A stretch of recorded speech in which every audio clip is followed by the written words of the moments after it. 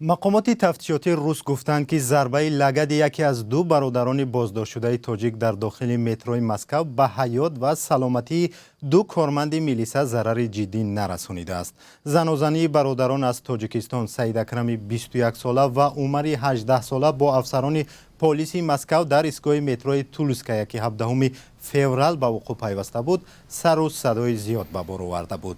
همکارم میرزانبی خالقزاد موضوع را پیگیری کرده است و حالا در استودیو با ما قرار دارد. میرزانبی، پرونده این دو جوان بر کدام اساس تحقیق می شود و با آن ماده‌ای که آنها گناهکار می شوند آنها را چی انتظار است؟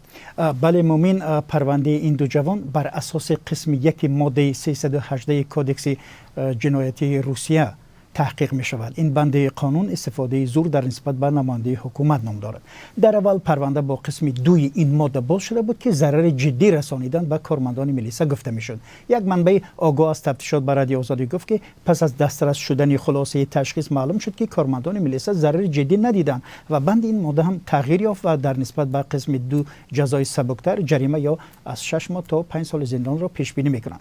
در نواری هم که رسانه‌های روسی نشر کرده بودند آثار لط و کوب در چهره این دو جوان دیده میشد. حالا 3 ادوکات برای حمایت آنها جلب شده است و رسول جان چاریف پدری آنها به رادیو آزادی گفت که هفته گذشته در بازداشتگاه پسرانش را دیده است و گفت که دست پسری بزرگش سعید جان شکسته بود و میلیساها همون دستش را توپ دادند و او با تمام صدا در اون وقت در مترو صدا بلند میکند و نقل کرد که عمر جان این حالت را دیده برای نجات برادرش میشتابد و به یکی از کارمندان میلیسا با لگد میزند.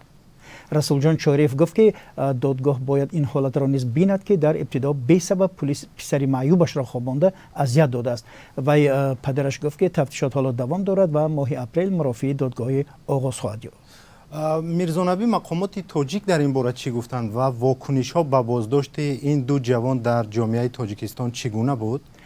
بله مومین، در سفارت تاجیکستان گفتند که حادثه را پیگیری دارند و به نزدیکان جوان بازداشت شده کمک حقوقی میرسانند.